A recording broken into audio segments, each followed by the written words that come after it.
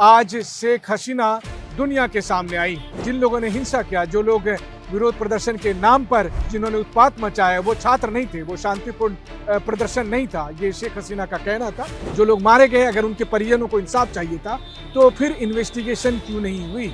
एक एक मामले की इन्वेस्टिगेशन होनी चाहिए थी। शेख हसीना का यह दावा है कि सच को सामने नहीं लाया गया, इंसाफ होने नहीं दिया गया, बल्कि इसके उलट दरअसल ये जानबूझकर केवल फ्रेम किया गया कि शेख हसीना ने छात्रों के खिलाफ ज्यादती की।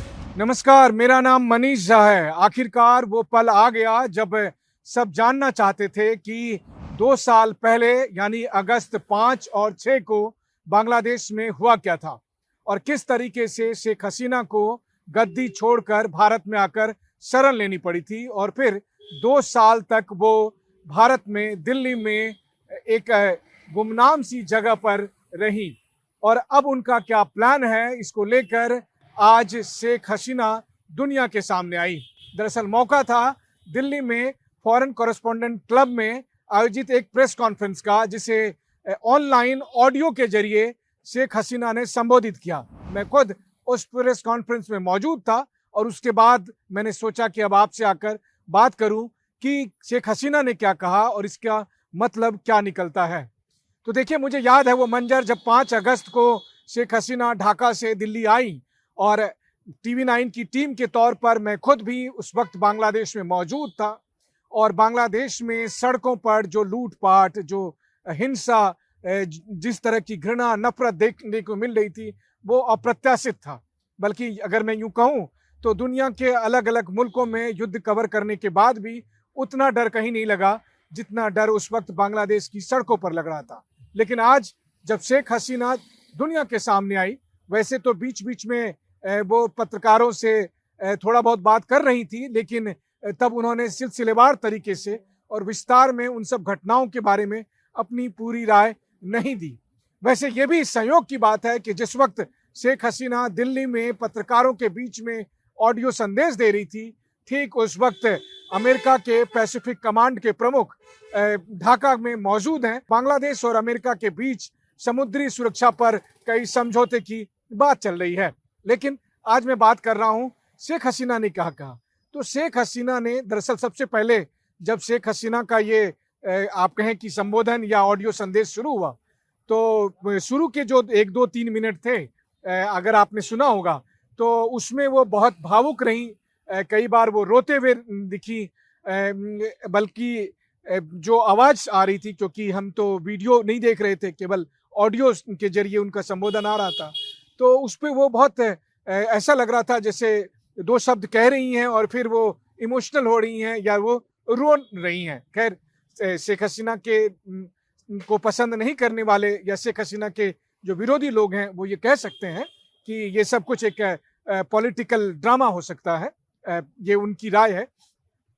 लेकिन जब वो ये कह रही थी कि ये वो बांग्लादेश नहीं है जिसके लिए 30 लाख लोगों ने शहादतें दी है, उन्होंने अपने पिता शेख मुजीब और अपने परिवार के लोगों के बलिदान को याद किया, जिसको लेकर कोई भी इंसान इमोशनल हो सकता है, तो चलिए उनको इमोशनल होने दिया जाए। लेकिन उसके बाद जब उन्होंने कहा कि जिस बांग्लादेश के जन्म के खातिर 30 लाख लोगों ने शहादतें दी, वो बांग्लादेश में हुआ क्या 2 साल पहले जब उन्हें गद्दी छोड़नी पड़ी और किस तरह से उनकी चुनी हुई सरकार को हटाने के लिए पूरी साजिश रची गई और उसमें हिंसा का सहारा लिया गया। उसके लिए उन्होंने कहा कि जब जुलाई में छात्रों का विरोध प्रदर्शन हो रहा था, जो उनकी जायज मांगे थी, उसके लिए हमारी सरकार के मंत्री लगातार उनसे बात कर रहे थे, उनकी छात्रों के डेलीगेशन से बातचीत हो रही थी, लेकिन जिन लोगों ने हिंसा किया, जो लोग विरोध प्रदर्शन के नाम पर जिन्होंने उत्पात मचाया, वो छात्र नहीं थे, वो शांतिपूर्ण प्रदर्शन नहीं था, ये शेख हसीना का कहना था। और उन्होंने कहा कि एक बात जो उन्होंने कही, वो ये कही कि जब विरोध प्रदर्शन के दरमियान पुलिस पर हमले हुए, पुलिस को मारा गया, और ऐसी बात नहीं है कि ये केवल दावे हैं, बल्कि इसके तमाम वीडियो फुटेज हैं जिनका उन्होंने जिक्र किया एक एक घटना का। उन्होंने ये कहा कि यहाँ पर मौजूद जितने भी जर्नलिस्ट हैं, आप अलग अलग देशों से हैं, क्योंकि फॉरेन कॉरेस्पॉन्डेंट क्लब में भारत में मौजूद जो बहुत से विदेशी पत्रकार हैं वो सब भी वहाँ पर मौजूद थे और उनके लिए तो हम सब भी विदेशी हैं। तो उन्होंने कहा कि आप मुझे बताइए कि किस देश में, किस देश की सरकार, किस देश की सत्ता ये इजाजत देगी कि विरोध प्रदर्शन के दरमियान आप पुलिस अधिकारियों को या सुरक्षा कर्मियों को जान से मारेंगे। ना केवल उनके कपड़े फाड़े गए, उनके हथियार लूटे गए, बल्कि उनके साथ हिंसा की गई, उनको मारा गया और बुरी तरह से मारा गया। तो उसके बाद कोई भी सिक्योरिटी फोर्सेस इसकी इजाजत कहाँ देगा, किस देश में देगा? और ये किस लोकतंत्र में आप विरोध प्रदर्शन के नाम पर जब सुरक्षा कर्मियों की हत्या करेंगे, तो फिर उनके पास भी कानूनी अधिकार है और ये कानून और संविधान के तहत उनके पास अधिकार। कुल मिलाकर देखा जाए तो शेख हसीना ने दरअसल उस पूरे घटनाक्रम को लेकर आज भी वही रुख अपनाया जो उस वक्त उनकी सरकार का रुख था। कुल मिलाकर उन्होंने ये कहा कि विरोध प्रदर्शन के दरमियान जो हिंसा हुई उसका मकसद कुछ और था और इसी मकसद के नाते उन्होंने इतनी सारी हिंसाएं की, पुलिस पर भी, सुरक्षा कर्मियों पर भी अटैक किया, इसके अलावा बहुत से निर्दोष लोगों को मारा। और शेख हसीना का सवाल ये भी था कि जब वो भारत आई और उसके बाद जो सिलेक्टेड गवर्नमेंट के तौर पर मोहम्मद यूनुस को उनकी जगह पर गद्दी पर बिठाया गया, तो उन्होंने फिर इन्वेस्टिगेशन क्यों रोक दी? अगर उनको न्याय चाहिए था, अगर उनको इंसाफ चाहिए था, जो लोग मारे गए अगर उनके परिजनों को इंसाफ चाहिए था, तो फिर इन्वेस्टिगेशन क्यों नहीं हुई? एक एक मामले की इन्वेस्टिगेशन होनी चाहिए थी, लेकिन उस इन्वेस्टिगेशन को नहीं किया गया। उन सबको अगर आप कहें तो एक तरह से ढक दिया गया ताकि वो सच सामने नहीं आए। तो शेख हसीना का ये दावा है कि सच को सामने नहीं लाया गया, इंसाफ होने नहीं दिया गया, बल्कि इसके उलट दरअसल ये जानबूझकर केवल फ्रेम किया गया कि शेख हसीना ने छात्रों के खिलाफ ज्यादती की। लेकिन उस हिंसा में क्या कुछ हुआ उसका कोई भी सच जो बांग्लादेश के अवाम को जानना चाहिए था वो नहीं जान पाए। अब ऐसे में शेख हसीना ने कहा कि वो बांग्लादेश के लोगों के साथ लगातार बनी हुई थी और इस इलेक्शन के बाद भी बहुत हालात नहीं बदले। मतलब कुल मिलाकर जो मौजूदा तारिक रहमान की जो सरकार है, उस सरकार पर भी वो लगातार सवाल उठाती रही और उन्होंने कहा कि अब वो एक बार फिर बांग्लादेश जाएंगी। तो सबसे बड़ी बात यही है कि अगस्त 2024 से 2 साल तक भारत में, दिल्ली में एक गुमनामी का जीवन जी रही बांग्लादेश के पूर्व प्रधानमंत्री शेख हसीना ने फैसला किया है कि अब वो बांग्लादेश वापस लौटेंगी। और इसके लिए जब उनसे पूछा गया कि अगर आप वहां पर वापस जाएंगी तो फिर आपको, जैसा कि बांग्लादेश की सरकार कह रही है कि आप कन्विक्टेड हैं, हालांकि ये भी बड़ा दिलचस्प है कि उनकी गैर मौजूदगी में ही ट्रायल चला और फिर उनको कन्विक्ट कर दिया गया। खैर, इन सब के बीच में जब उनसे पूछा गया कि आपको नहीं लगता है कि जब आप वहां जाएंगे तो आपको गिरफ्तार किया जा सकता है, आपके साथ कुछ भी हो सकता है, तो उस पर शेख हसीना का कहना था कि मैं गिरफ्तारी से नहीं डरती हूँ और ऐसा नहीं है कि मैं पहली बार मेरे साथ ऐसे हालात हुए।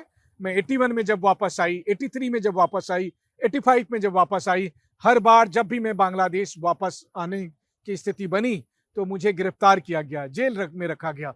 लेकिन उसके बाद फिर 2005 का भी पीरियड उन्होंने कहा कि जब वो दोबारा से विदेश से जब आई तो उनको रोकने की कोशिश की गई लेकिन नहीं रोका जा सका। कुल मिलाकर शेख हसीना को ये लगता है कि जिस तरह से पहले कई बार वो इसी तरह के हालात में बांग्लादेश वापस लौटी थी और कुछ मुश्किलों का सामना करके